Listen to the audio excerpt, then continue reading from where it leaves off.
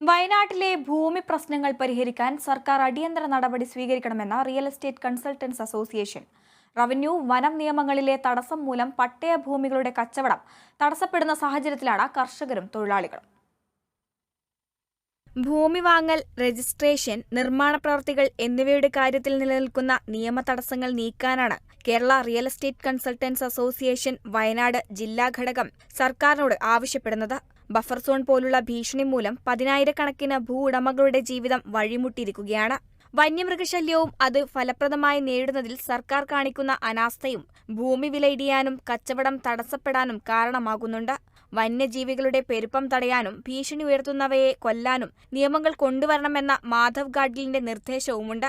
സുൽത്താൻ ബത്തേരിയിൽ മധ്യപ്രദേശ് സർക്കാർ ഉടമസ്ഥതയിലുള്ള 400 ഏക്കർ കാപ്പിത്തോട്ടം കേരള സർക്കാർ ഏറ്റെടുത്ത് മൃഗങ്ങളുടെ കാഴ്ച ബംഗ്ലാവായി സജ്ജമാക്കണമെന്നും അസോസിയേഷൻ ആവശ്യപ്പെട്ടു.